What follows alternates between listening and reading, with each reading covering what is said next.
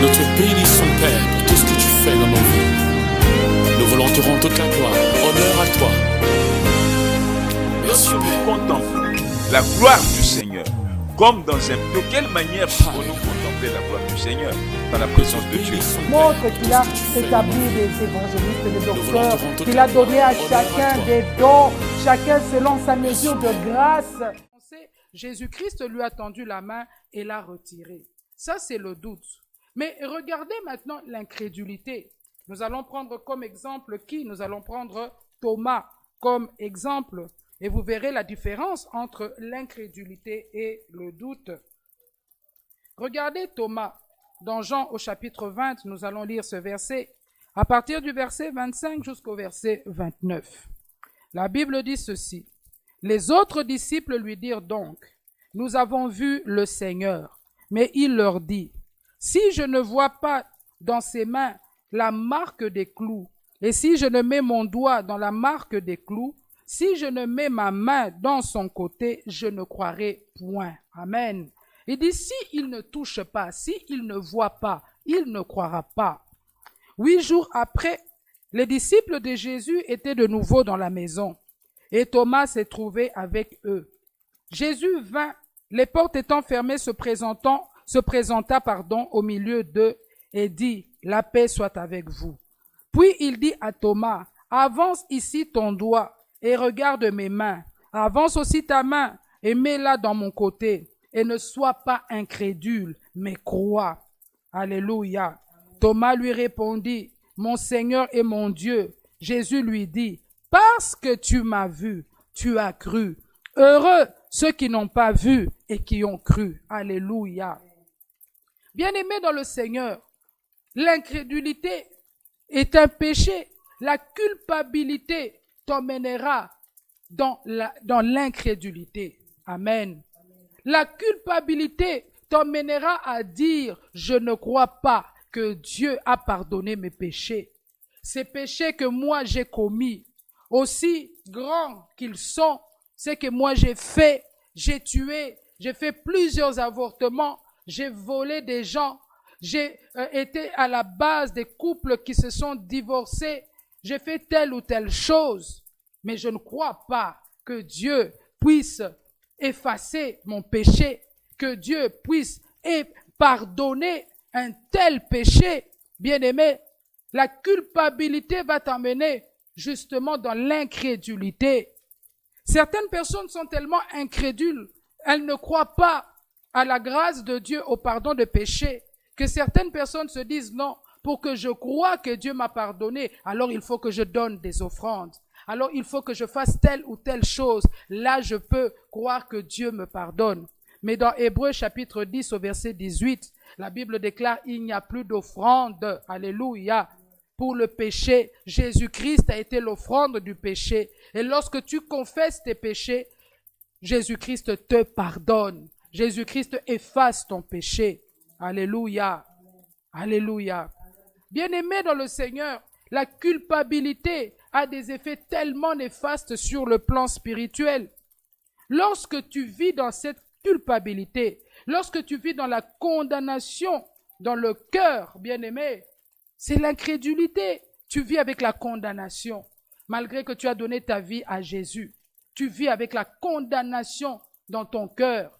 Alors que Hébreux chapitre 11 nous dit, sans la foi, on ne peut pas être agréable à Dieu.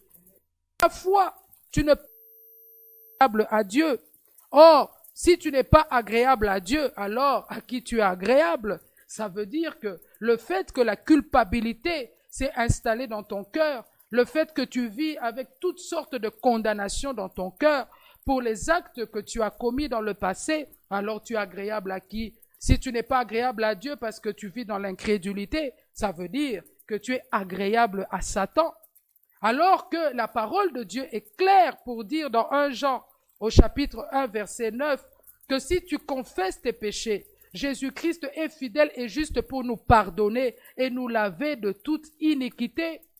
Dans Ésaïe chapitre 1 verset 18, la parole déclare, venez, plaidons, si vos péchés sont aussi rouges que la cramoisie, ils deviendront blancs comme la neige. Alléluia. Il faut croire que Dieu te pardonne. Je voudrais te montrer l'exemple d'un serviteur de Dieu que tu connais si bien, l'apôtre Paul. Ouvre ta Bible, bien-aimé. Nous allons lire dans 1 Timothée chapitre 1er. Ouvre ta Bible, toi qui es avec moi.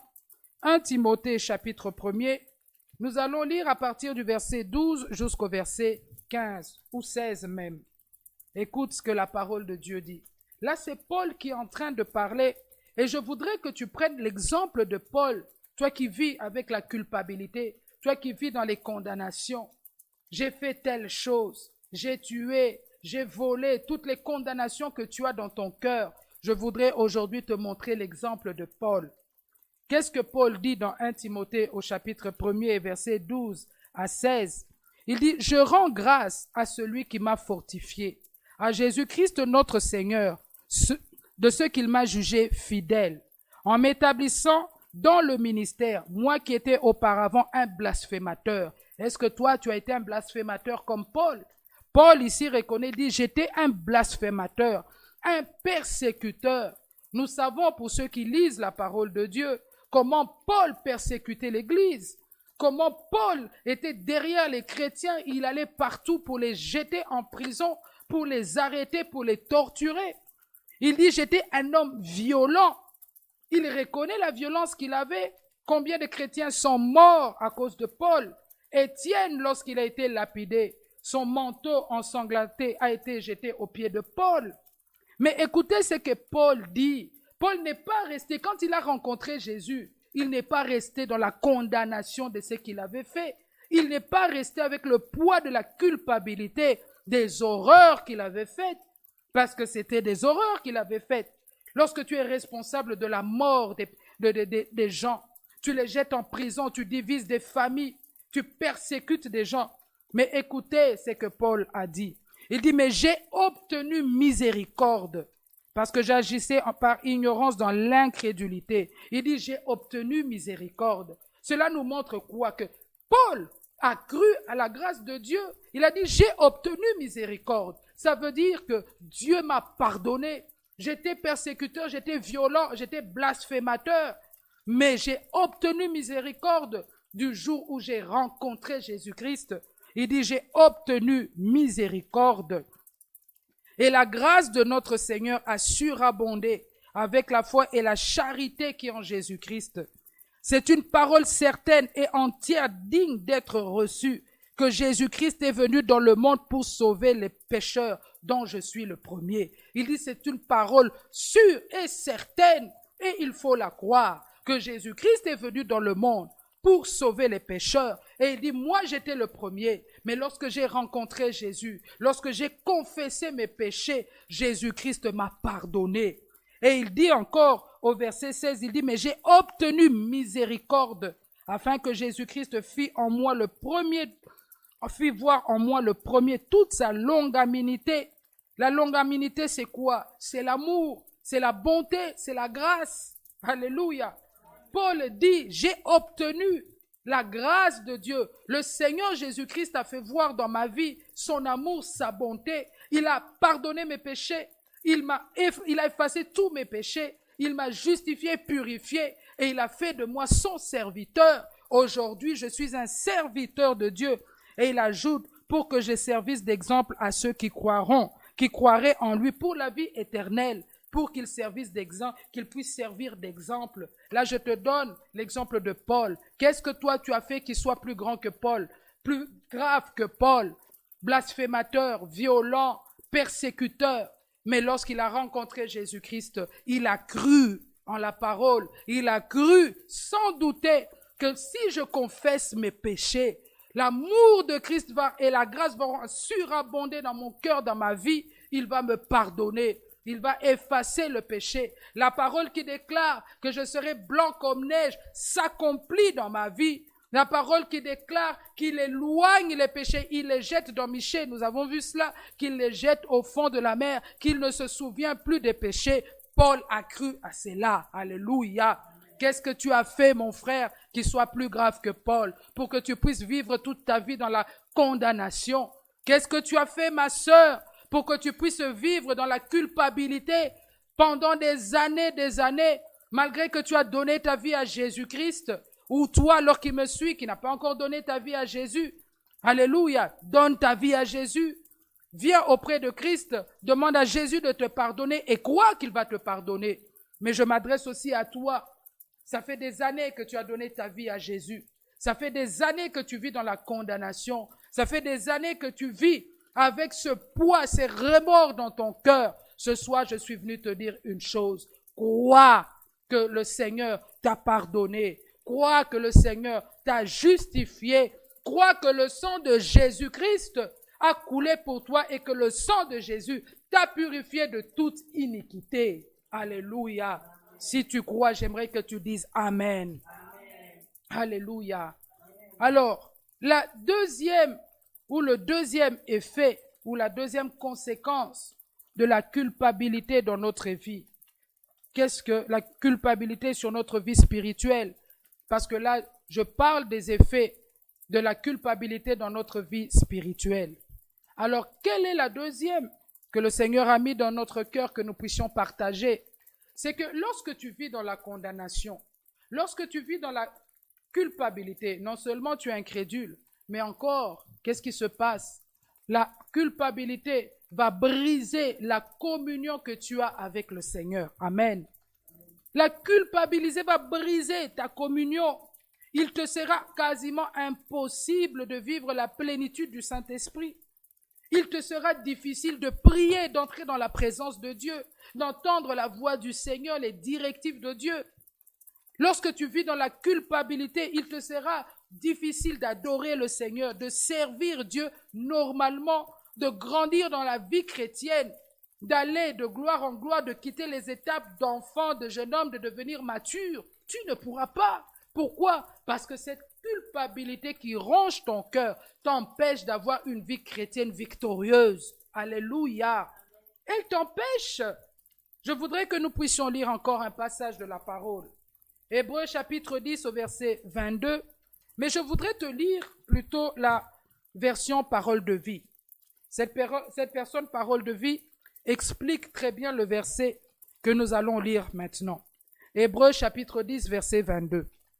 La Bible dit, notre cœur est nettoyé de tout ce qui le rend coupable. Alléluia. Quand tu donnes ta vie à Jésus, mon frère, ma sœur, maman qui m'écoute en ce moment, papa qui m'écoute en ce moment, quand tu donnes ta vie à Jésus, lorsque tu confesses les péchés, quels qu'ils soient, j'aimerais insister sur cela. Quel que soit le péché que tu as pu commettre dans ta vie, lorsque tu donnes ta vie à Jésus, écoute, la parole dit, notre cœur est nettoyé de tout ce qui le rend coupable. Et notre corps a été lavé dans l'eau pure de la parole. Alléluia. Alors, quelle est la conséquence? Alors, approchons-nous de Dieu avec un cœur sincère. Dans la version Louis II, la Bible dit, alors approchons-nous avec une conscience purifiée. Ici, la Bible dit, avec un cœur sincère et en croyant avec assurance. Alléluia. Il y a deux choses capitales dans ce passage de la parole de Dieu. Deux choses que nous devons retenir. Premièrement, la Bible dit un cœur sincère, un cœur purifié de tout ce qui le rend coupable. Alléluia. Pour s'approcher de Dieu. Tu dois t'approcher avec un cœur sincère. Maman Souzy, un cœur purifié de toute culpabilité. Amen.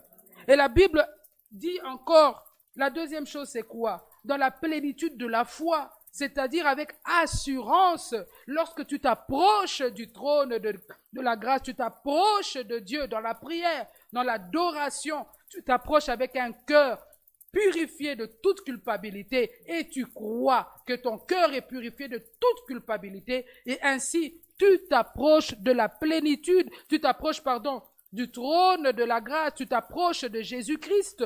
Alléluia. Mais lorsque le cœur est chargé de culpabilité, lorsque ton cœur est rempli de condamnation, alors là, tu as mauvaise conscience. Alors là, tu ne t'approches pas avec assurance. Non, tu ne peux pas t'approcher avec assurance. Lorsque tu te mets là, tu veux prier, tu as un cœur rempli de culpabilité, de condamnation. tu sentiras que tu n'es pas digne de t'approcher de Dieu. Tu ne t'approcheras pas avec assurance. Tu te diras, je ne suis pas digne. Ah Seigneur, je ne peux pas m'approcher avec assurance de toi. Voilà ce que moi j'ai fait. Tu gardes ça dans ton cœur. Alléluia. Tu ne vas pas t'approcher avec assurance. Tu ne vas pas servir le Seigneur avec assurance. Tu ne vas pas vivre une vie chrétienne avec assurance. Alléluia. Parce que tu ne crois pas. Parce que ton cœur est chargé de condamnation, chargé de culpabilité. Oh Seigneur, je viens auprès de toi, mais je sais que je ne suis pas digne. Oui, moi j'ai trompé ma femme, Seigneur. Je t'avais demandé pardon, mais je sais que je ne suis pas digne. Oui, Seigneur, moi j'ai fait des avortements. Je viens, Seigneur, mais je sais que je ne suis pas digne de te demander quoi que ce soit. Ah, bien-aimé dans le Seigneur, tu n'es pas digne. Ce qui ne te rend pas digne, c'est ton incrédulité, la culpabilité, la condamnation que tu es en train de traîner dans ton cœur. C'est ça. C'est pourquoi tu crois que tu n'es pas digne. Mais lorsque ton cœur est purifié, lorsque tu crois que Jésus m'a pardonné, quoi que j'ai fait dans ma vie, oui, le Seigneur m'a pardonné, tu vas t'approcher avec assurance du trône de grâce pour dire oui, le Seigneur m'a justifié, Jésus-Christ est mort pour moi, je suis béni de toutes les bénédictions célestes, je peux m'approcher pour demander, car il a dit, lorsque tu demanderas, il fera. Alléluia, alléluia. Bien-aimé dans le Seigneur, regarde toujours Paul. J'ai pris l'exemple de Paul. Parce que bien-aimé dans le Seigneur, Paul nous enseigne par sa vie chrétienne. Et ce soir, j'aimerais que chacun de nous soit enseigné. Nous allons lire 2 Timothée chapitre 1er verset 3. C'est Paul qui parle. Ouvre ta Bible dans 2 Timothée chapitre 1er verset 3. Qu'est-ce que Paul dit? Il dit, je rends grâce à Dieu que mes ancêtres ont... Je rends grâce à Dieu, le Dieu de mes ancêtres, que mes ancêtres ont servi et que je sers avec une conscience pure. Alléluia. Paul dit, je rends grâce au Dieu de mes ancêtres, à Dieu. Et puis il précise que je sers avec une conscience pure. Je sers Dieu. Nous savons comment Paul a servi le Seigneur, comment Paul a prêché l'évangile, comment Paul allait de ville en ville partout. Il prêchait l'évangile et il dit, moi je sers le Seigneur avec une conscience pure. Je ne me condamne de rien. Ce que je fais dans le passé, c'était par incrédulité. J'étais entre les mains de Satan. Je ne savais pas. Je ne connaissais pas Jésus. Mais du jour où moi j'ai rencontré Jésus, du jour où il m'a pardonné mes péchés, moi j'ai la conscience pure. Je n'ai pas de condamnation. Je sais que la Bible déclare, il n'y a plus de condamnation pour celui qui est en Jésus. Moi je suis libre de toute condamnation et je sers le Seigneur avec une conscience pure. Alléluia. Alléluia. Bien-aimé dans le Seigneur, la culpabilité va t'empêcher d'avoir une communion parfaite avec le Seigneur. Elle va t'empêcher d'être rempli du Saint-Esprit. Amen. Lorsque tu vas demander dans la prière, Seigneur, remplis-moi de ton esprit, tu sentiras ce cœur chargé qui te dit, toi, tu ne peux pas être rempli du Saint-Esprit. Tu oublies ce que tu as fait. Tu oublies ce que tu as fait. Alléluia.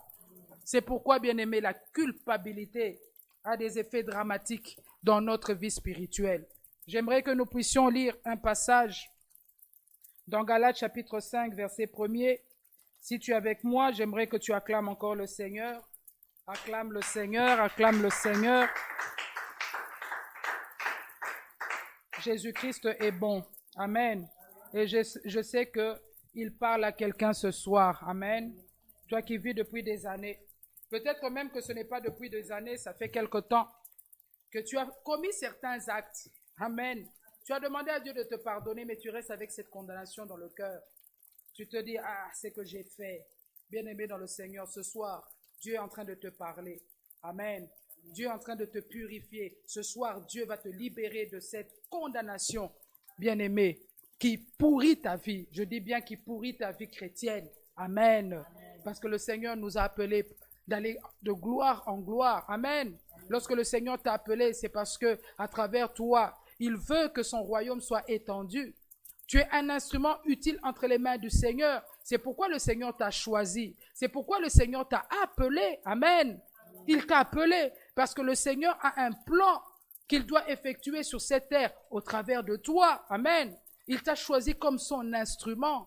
Mais bien aimé dans le Seigneur, cette culpabilité va t'empêcher de réaliser ce que Dieu veut faire avec toi. C'est pourquoi ce soir, tu dois te débarrasser définitivement de cette culpabilité, de cette condamnation qui ronge ton cœur.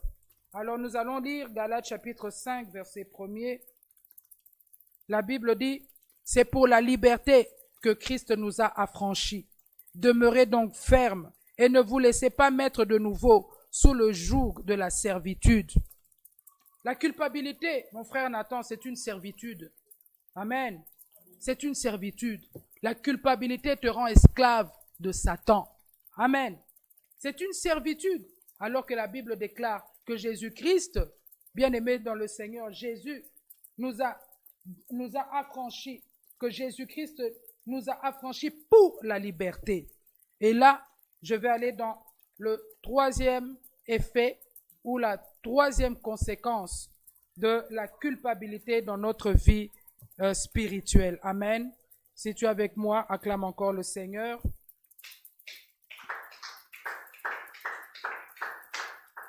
Voilà, bien-aimés. S'il y a des bien-aimés qui viennent de nous rejoindre, que le Seigneur vous bénisse. Je vous salue au nom de Jésus. Alors, je vais maintenant parler de la troisième conséquence de la culpabilité dans notre vie chrétienne. Qu'est-ce que la culpabilité fait encore dans notre vie chrétienne? La culpabilité, bien-aimé, va mettre des barrières. Et là, c'est le Galates chapitre 5, verset 1er qui nous introduit dans ce troisième effet. La culpabilité va mettre des barrières spirituelles dans ta vie et elle va t'empêcher de vivre la liberté spirituelle. Amen. La culpabilité, c'est un des signes majeurs de l'activité de Satan dans ta vie. Amen. Ou dans la vie d'un bien-aimé. Amen. Mais je ne m'adresse pas à un bien-aimé quelque part, mais je m'adresse à toi. Amen. Ce message nous concerne. Ce message te concerne, toi qui me suis. La culpabilité, laisse-moi te dire, c'est un des signes majeurs de l'activité de Satan dans la vie de quelqu'un. Je voudrais que nous puissions lire Apocalypse chapitre 12, verset 10. Ouvre ta Bible, Apocalypse chapitre 12, verset 10. Voilà, je vais lire au nom de Jésus. Et j'entendis dans le ciel une voix forte qui disait, « Maintenant le salut est arrivé, et la puissance et le règne de notre Dieu, et l'autorité de son Christ, car il a été précipité, l'accusateur de nos frères, celui qui les accusait devant notre Dieu jour et nuit. » Alléluia. La Bible dit ceci dans ce passage. La Bible dit, le salut est arrivé, la puissance et le règne de notre Dieu. Alléluia, c'est merveilleux. Mais nous devons d'abord comprendre qu'il y a un principe dans ce passage. Le salut est arrivé. Et celui qui a été précipité, c'est qui? L'accusateur de nos frères. Ça veut dire, bien aimé, que lorsque tu reçois Jésus dans ta vie, il faut ôter de ta vie toute accusation. Toute accusation, tu dois l'ôter de ta bouche, de tous tes actes. Alléluia. Parce que lorsque tu restes avec ces accusations dans ton cœur, Satan va s'en emparer. Pour faire quoi? Pour bloquer ta vie. Alléluia. Il va s'emparer de cette culpabilité que tu traînes dans ton cœur, de ces condamnations. Il va s'en emparer. Il va les utiliser maintenant dans ta vie pour te bloquer. Alléluia. La culpabilité, laisse-moi te dire, elle laisse le champ libre à Satan. Elle ouvre une porte à l'accusateur pour travailler dans ta vie, pour bloquer ta vie, pour t'empêcher d'avancer. Amen. Cela lui permettra de t'amener, de te bloquer et il t'amènera à croire que certaines situations que tu vis dans ta vie, qui en vérité ne sont pas normales, Satan va t'amener à croire que ce que toi tu vis là, c'est normal. Alors que ce n'est pas normal parce que tu es un enfant de Dieu. Il va t'amener à croire que tu ne te maries pas, tu n'as pas droit au mariage. Pourquoi? Parce que dans ta vie, peut-être, tu es sorti avec le mari, la femme d'autrui. Tu as été la cause d'une séparation. Peut-être que tu avais abandonné ton fiancé, ta fiancée. Et il te met cette culpabilité dans ton cœur. Satan l'utilise pour te montrer que toi, tu ne peux pas te marier. C'est comme ça que la personne reste et se dit, oui, c'est vrai, moi, je ne peux pas me marier. Avec ce que j'ai fait, non, je ne peux pas, Dieu ne peut pas me donner le mariage. Avec ce que j'ai fait, je ne peux pas me marier. Il va t'emmener à croire, il va t'emmener à te persuader que toi, tu ne peux pas progresser dans ta vie, que tu ne peux pas être prospère dans ta vie. Pourquoi? Parce que ce que tu as fait, tu as volé quelqu'un, la situation que tu vis maintenant, peut-être un manque financier, il va te montrer, oui, tu vas rester comme ça toute ta vie. Tu ne peux pas prospérer. Tu ne peux pas devenir riche dans ta vie parce que, regarde ce que tu as fait. Tu vis avec la condamnation. Peut-être que tu avais volé quelqu'un. Peut-être que tu avais escroqué quelqu'un. Tu as commis un acte. La personne s'est retrouvée sans argent. Peut-être à cause de toi, quelqu'un a perdu son emploi. Je ne sais pas quel acte. Mais tu restes avec cette condamnation dans le cœur. Et Satan l'utilise maintenant pour bloquer ta vie, pour te dire que tel que tu es là, tu resteras pauvre toute ta vie. Et toi, tu vas rester avec cela. Tu crois à cela, tu intériorises cela pour dire c'est vrai. Moi, je n'ai pas droit à la richesse. Moi, je n'ai pas droit à la prospérité. Mais en ce moment, je suis avec ce que moi j'ai fait, ma sœur Sandra. Non, je ne peux pas. Je ne peux pas prospérer. La richesse, ce n'est pas pour moi. Parce que dans ma vie, je n'ai pas été droit. Dans ma vie, j'ai été la cause de la faillite de telle personne. Si vous voyez cette personne souffrir comme ça, c'est à cause de moi. Oui, c'est vrai. Moi, je n'ai pas droit. Moi, la situation que je vis de pauvreté comme ça, je suis par terre, je suis en bas, c'est tout à fait normal. Amen. Alors que bien aimé, ce n'est pas normal. Ce n'est pas normal. Alléluia. Ce n'est pas normal. Tu n'as pas été destiné à la souffrance, tu n'as pas été destiné à la pauvreté. Non, tu n'as pas été destiné à cela. Quand tu as donné ta vie à Jésus, Jésus-Christ t'a purifié, il t'a pardonné tes péchés. Tu n'as plus aucune condamnation dans ton cœur qui doit persister. Et maintenant, lorsque tu es un enfant de Dieu, justifié, sanctifié, les promesses de Dieu, elles sont pour toi. Tu as le droit à l'héritage que le Seigneur a gardé pour toi. Tu as le droit. Alléluia. Il dit lui-même, tu es béni de toutes les bénédictions célestes. Alléluia. Les bénédictions de Dieu sont pour toi.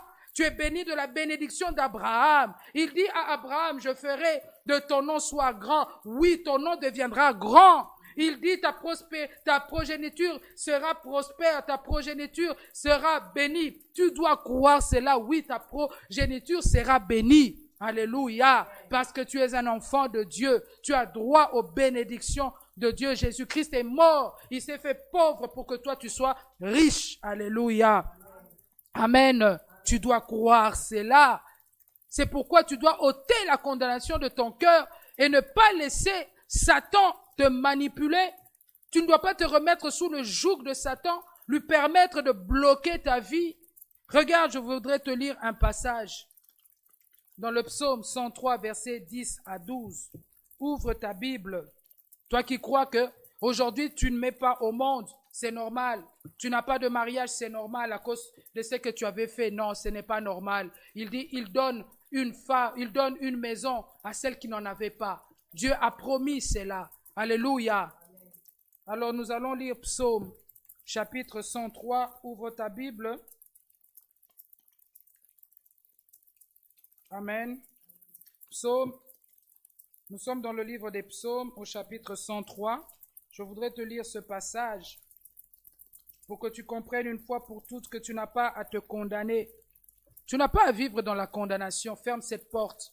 Jésus t'a pardonné. Alléluia. Jésus t'a pardonné.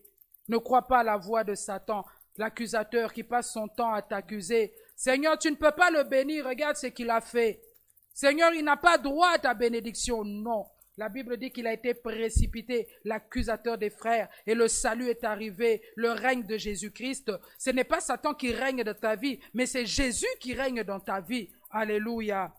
Psaume 103, versets 10 à 12. La Bible dit, il ne nous traite pas selon nos péchés. Il ne nous punit pas selon nos iniquités. Mais autant les cieux sont élevés au-dessus de la terre, autant sa bonté est grande pour ceux qui le craignent. Alléluia. Laisse-moi te dire, la bonté de Dieu est grande dans ta vie. Et qu'est-ce qu'il dit? Autant l'Orient est éloigné de l'Occident, autant il éloigne de nous nos transgressions.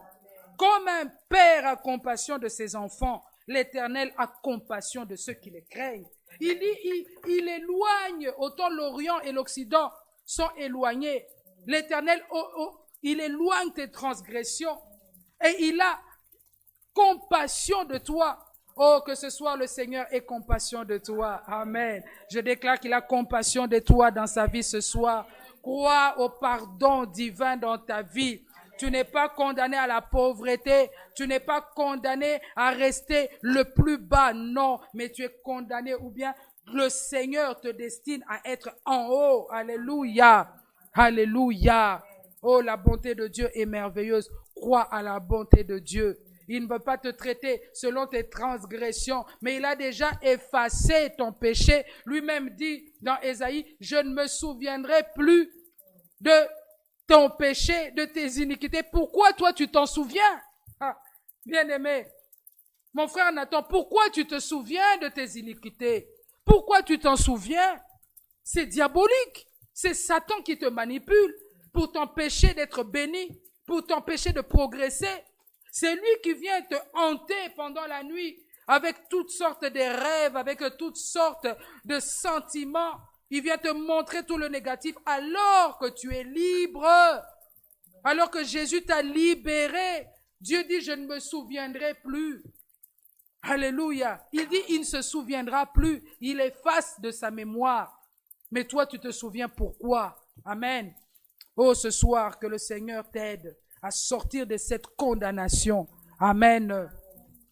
Oh, le Seigneur est merveilleux. Je voudrais te dire une chose, toi qui me suis ce soir.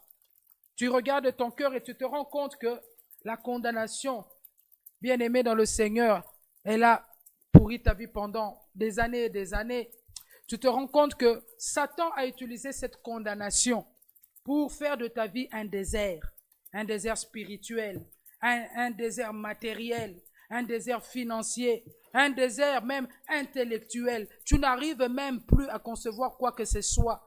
Tu es devenu un désert. Je voudrais te lire quelques passages de la parole que tu comprennes quand Dieu a pardonné. Regarde ce qu'il arrive dans ta vie. Ne vis pas avec la condamnation. Ôte cette condamnation. Je voudrais que nous puissions lire 2 Chroniques chapitre 7 verset 14. C'est un passage que nous connaissons très bien pour ceux qui lisent la parole de Dieu. Je voudrais que tu puisses le lire avec moi. 2 Chroniques, chapitre 7, verset 14. C'est un passage que très souvent nous avons lu. Et voilà ce que le Seigneur dit. Si mon peuple sur qui est invoqué mon nom s'humilie et prie et cherche ma face, s'il se détourne de ses mauvaises voies, la culpabilité, mon frère, ma soeur, c'est une mauvaise voie. Amen. C'est une mauvaise voie, maman. Dieu dit, si mon peuple sur qui est invoqué mon nom s'humilie, prie et cherche ma face, s'il se détourne de ses mauvaises voies, je l'exaucerai des cieux. Je lui pardonnerai son péché. Ce soir, tu peux demander la grâce de Dieu, que Dieu pardonne cette culpabilité que toi tu as hébergée pendant des années, pendant des mois, pendant des jours dans ton cœur. Il a pardonné. Il dit quoi? Je guéris. J'aimerais, avant de continuer, que nous puissions encore lire un passage dans Ésaïe chapitre 35, verset 1er jusqu'au verset 2e. Ouvre ta Bible. J'aimerais que tu lises ces versets là où tu es. Toi qui crois que la situation que tu vis est normale parce que tu as commis un péché il y a des années de cela. Non, ce n'est pas normal. Ce soir, si tu t'humilies, tu pries, Dieu va te guérir. Il va te sortir de cette culpabilité, il va l'ôter de ton cœur. Et regarde ce qu'il fera encore dans ta vie. Ésaïe chapitre 35, verset 1 jusqu'au verset 2. Il dit, le désert et le pays aride se réjouiront. Tu es dans un désert. Tu es dans un pays aride.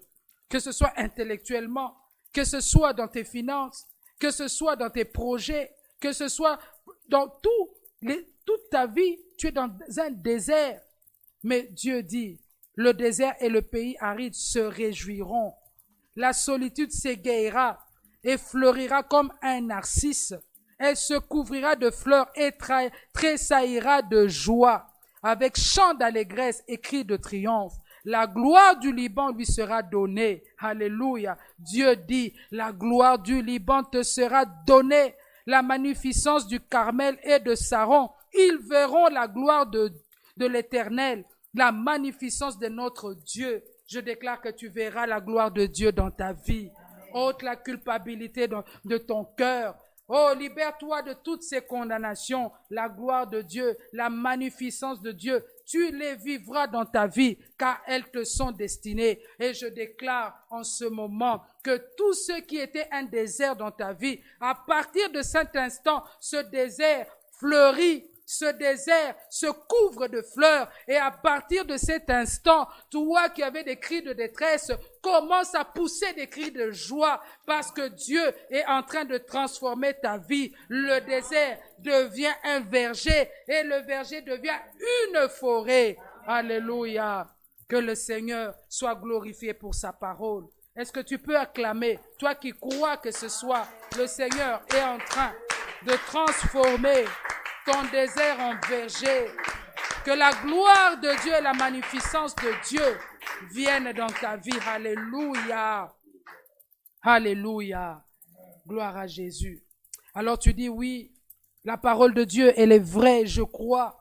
Mais qu'est-ce que je dois faire pour sortir de cette condamnation, pour libérer mon cœur de la culpabilité? Qu'est-ce que je dois faire? Voilà quelles sont les solutions que je t'apporte ce soir avec la grâce de Dieu, avec l'aide de l'Esprit de Dieu. Je t'apporte, premièrement, bien-aimé, c'est d'abord accepter le pardon de Dieu. Je voudrais ouvrir une parenthèse pour ceux qui n'ont pas donné leur vie à Jésus. Tu ne peux pas recevoir le pardon de Dieu sans d'abord donner ta vie à Jésus et confesser le mal que tu as fait et demander la grâce, la miséricorde de Dieu. Donc la première chose, donner ta vie à Jésus. Toi qui as donné ta vie à Jésus, tu dois accepter, tu dois croire le pardon divin, quel que soit ce que tu as fait, de plus horrible qu'il soit. Crois que quand tu as confessé, Dieu t'a pardonné. Alléluia. C'est ça la solution. Tu dois croire, accepter et croire que tu es pardonné, qu'il n'y a plus de péché dans ta vie. Tu dois croire que tu es justifié, que tu es purifié, que tu es saint, que tu es un enfant de Dieu saint. Dieu t'appelle saint, il t'appelle Saint Hubert, il t'appelle Sainte Suzy, il t'appelle Sainte Sandra, il t'appelle Sainte Nicole, Saint Nathan. Alléluia, tu dois croire en cela. Amen.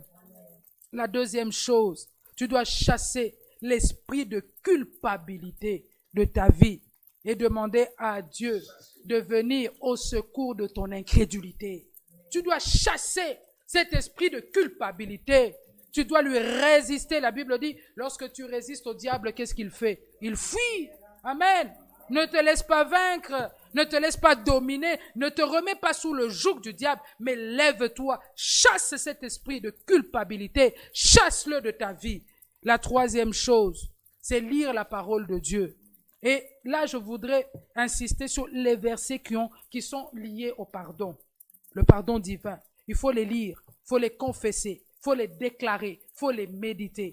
Je voudrais te proposer quelques passages, il y en a beaucoup, mais nous sommes derrière notre temps. Je voudrais que tu puisses les noter et faire toi-même une autre recherche dans la parole de Dieu. Parce que nous avons vu, un chrétien normal doit méditer la parole, il doit lire la parole.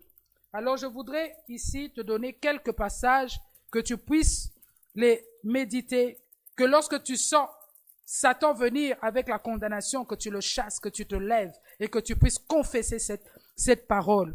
Michée chapitre 7, versets 18 à 19. Tu pourras lire Ésaïe chapitre 1er, verset 18. Amen. 1 Jean chapitre 1, verset 1 à 19. Je peux lire quelques passages. pour que tu puisses voir ce que le Seigneur dit par rapport au pardon. Tu peux encore noter Éphésiens chapitre 1er verset 3, 1 Jean chapitre 2 verset 2. Il y en a tellement que je n'ai pas pu tous les répertorier ici. Mais nous pouvons lire par exemple Michée chapitre 7 verset 18 à 19. Ouvre ta Bible, Michée chapitre 7. Lisons le verset 18 à 19. Je vais lire au nom de Jésus. Quel Dieu est semblable à toi, qui pardonne l'iniquité, qui oublie les péchés. Amen. Du reste de ton héritage, il ne garde pas sa colère à toujours. Dieu ne garde pas sa colère à toujours. La Bible dit, il oublie les péchés. Pourquoi? Il prend plaisir à la miséricorde. Alléluia. Il aura encore compassion de nous. Quand tu pèches, tu viens, tu demandes pardon, tu confesses. Dieu aura encore compassion de toi. Et la Bible dit, il mettra sous ses pieds nos iniquités. Tu jetteras au fond de la mer tous leurs péchés. Au fond de la mer. Alléluia. Quel merveilleux passage de la parole. Il jette au fond de la mer. Il oublie. Alléluia. Il oublie. Il efface. Il ne garde pas la colère. Dieu ne garde pas la colère, mais toi tu gardes la colère contre toi-même. Amen. Ah, bien-aimé dans le Seigneur. Dieu a la parole, le Dieu tout-puissant, créateur des cieux et de la terre, qui a donné Jésus-Christ pour toi, pour te sauver. Il te dit, je ne garde pas ma colère à toujours, mais toi tu gardes ta colère contre toi-même. Tu gardes la colère, bien-aimé. Alléluia. Lisons encore. On peut lire 1 Jean chapitre 1 verset 19, nous avons déjà lu, mais j'aimerais encore que nous puissions le lire. 1 Jean chapitre 1 verset 19, ce sont d'ailleurs des passages que tu devrais connaître par cœur, que tu dois retenir et confesser par cœur. Alléluia. 1 Jean chapitre 1er verset 19, qu'est-ce que la Bible dit? Si nous confessons nos péchés, il est fidèle et juste pour nous les pardonner et pour nous purifier de toute iniquité. Alléluia. Il nous pardonne, il nous purifie de toute iniquité. Ça veut dire que même si j'ai volé, même si j'ai menti, même si j'ai tué, même si j'ai fait quoi encore, qu'est-ce qu'il y a de plus grave? Parce que je voudrais te montrer que Dieu dit, il nous pardonne. Oui, même si j'étais un sorcier, j'ai été un occultiste, j'ai pratiqué la sorcellerie. Dans ma sorcellerie, j'ai tué des gens, j'ai bloqué des mariages, j'ai bloqué, j'ai tué, j'ai même donné en Likelemba des gens dans ma famille. Qu'est-ce qui est encore de plus grave? J'étais occultiste, j'ai sacrifié. Ah là là, là tu vas me dire, oui, est-ce que vraiment Dieu? Oui, Dieu pardonne. Quand tu te répands sincèrement, tu donnes ta vie à Jésus, tu reconnais, tu te répands sincèrement. Dieu dit, il est juste et fidèle pour te pardonner, pour te laver, pour te purifier de toute iniquité. Alléluia. Dieu ne te voit plus comme un sorcier. Dieu ne te voit plus comme un occultiste. Dieu ne te voit plus comme un meurtrier, comme un assassin. Mais Dieu te voit comme son fils, sa fille bien-aimée. Dieu te voit comme un saint. Alléluia. Est-ce que tu peux encore acclamer Jésus? Maman Nicole, pourquoi je vais perdre mon temps à me condamner? Tu as perdu beaucoup de temps en te condamnant. Alléluia. Pourquoi je dois perdre ce temps? Amen. Non, je ne veux plus perdre ce temps. Amen. La quatrième chose est une vie de prière, une vie d'adoration. Amen. Et l'habitude, la Bible nous dit, priez sans cesse. Alléluia. Prie et développe une vie de prière. Sors de la distraction. Les condamnations viennent quand tu es dans la distraction. Au lieu de prier, tu es là devant Facebook, tu es là devant 4 mariages et une lune de miel. Tu es là devant toutes ces émissions qui te volent le temps. Et Satan te pousse et dit, oui, va regarder ces choses-là. Comme ça, moi, je vais bien travailler la condamnation dans ton cœur. Prie, et une vie d'adoration. Passe le temps à adorer le Seigneur. Entre dans la présence de Dieu. Tu vas contempler la gloire de Dieu. Là, tu vas sentir l'amour, la paix envahir ton cœur. Là, Jésus-Christ va te dire, je t'ai pardonné. Oui, il n'y a plus de condamnation dans ton cœur. Avance, je te bénis. Alléluia. Amen. Voilà, bien-aimé, je suis arrivé à la fin aujourd'hui. Je suis arrivé à la fin de mon message de ce soir. Il me reste 3 minutes. Nous voulons être toujours ponctuels dans notre temps. C'est vrai que nous avons commencé en retard, mais je sais que mardi et jeudi prochain, nous allons commencer à temps par la grâce du Seigneur. Voilà, le Seigneur t'a parlé. Je voudrais que tu puisses fermer tes yeux là où tu es et que tu puisses prier le Seigneur. Amen. Demande à Dieu ce soir de te libérer. Chasse cet esprit de condamnation dans ton cœur. Je voudrais que tu le chasses avec vivacité, avec vigueur. Chasse Satan. Dis-lui, stop, plus de condamnation dans mon cœur, je te chasse au nom de Jésus.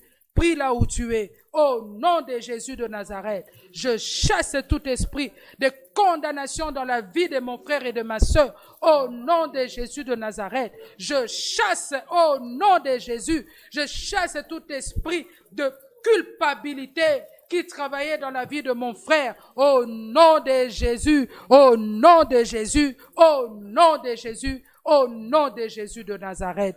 Na kombo na Yesu, au nom de Jésus.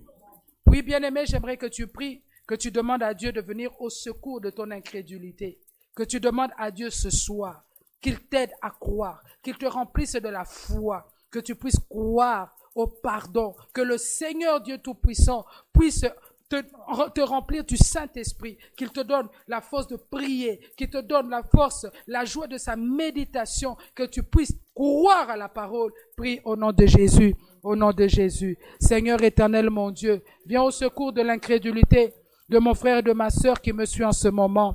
Père, je demande que tu puisses le remplir, Seigneur, de ton esprit, que l'esprit de foi, Seigneur, puisse, éternel Dieu de gloire, être répandu en cet instant dans son cœur, qu'il puisse croire à ta parole, qu'il puisse expérimenter le pardon divin, la joie du pardon divin, la liberté du pardon divin dans sa vie. Père éternel, que tu puisses encore lui donner la force, que tu puisses lui donner, Seigneur, la joie de ta parole pour la méditer, éternel mon Dieu, qu'il puisse la confesser, Seigneur, dans sa vie.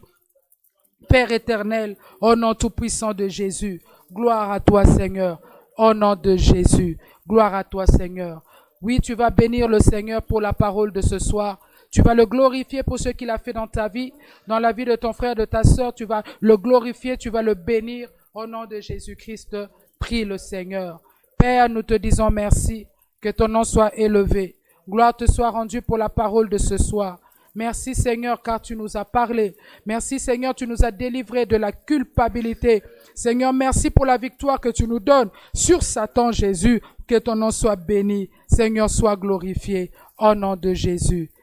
Gloire à toi Seigneur. J'aimerais un dernier que tu puisses prier. Le Saint-Esprit me met à cœur. Prie maintenant pour ta bénédiction. Amen. Que le Seigneur te bénisse. Qu'il bénisse ton travail. Qu'il bénisse tes projets. Qu'il bénisse ta maison. Au nom de Jésus, prie le Seigneur.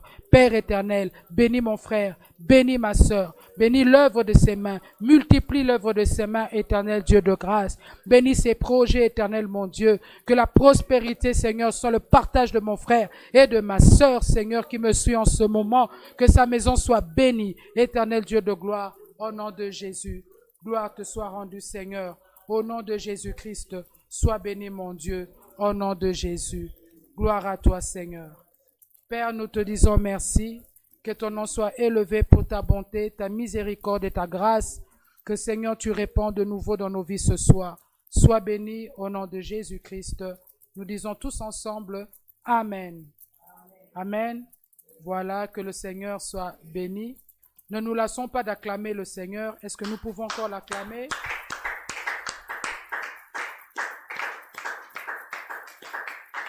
Voilà, gloire à Jésus. Bien-aimés, je remercie tous ceux qui nous ont suivis, tous ceux qui ont prié avec nous. Que le Seigneur vous bénisse, que la grâce et la miséricorde de Dieu se répandent dans votre vie. Je bénis toutes les églises de maison, de l'église Nouvelle Alliance, celle de l'Imété, partout là où vous êtes. Que le Seigneur vous bénisse. Je crois que cette parole a été pour vous et que la grâce de Dieu s'est répandue dans vos vies. Merci à tous ceux qui nous ont suivis. Alors, je vous donne rendez-vous ce vendredi à la nuit de prière. C'est demain, oui. À partir de minuit 15 jusqu'à 3h15, nous serons avec le pasteur Hubert. Je crois que le Seigneur est avec nous et que tout se passera très bien. à la nuit des conquêtes, nous allons prier, nous allons parler de l'impact des pensées dans notre destinée. Amen. Alors je t'exhorte à ne pas manquer à ce rendez-vous. Et nous allons nous retrouver dimanche pour notre culte à partir de 7h45 jusqu'à 9h30. C'est bien cela, n'est-ce pas? Voilà. J'ai fait une petite erreur, c'est 8h45 jusqu'à 10h30. Nous allons nous retrouver pour notre culte de dimanche. Alors, pour vos offrandes, vous avez devant vous, ça sera affiché si ce n'est pas encore affiché, RTL, nos numéros, RTL Money, M-Pesa et Orange Money. Vous pouvez envoyer vos offrandes, le Seigneur ne manquera pas de vous bénir. Voilà, nous sommes arrivés à la fin. Que le Seigneur vous bénisse et nous avons rendez-vous demain à partir de minuit 15. Bye bye, bye bye, bye bye. Alléluia. Nous te bénissons, Père, pour tout ce que tu fais dans nos vies. Nous voulons te rendre toute la gloire. Honneur à toi.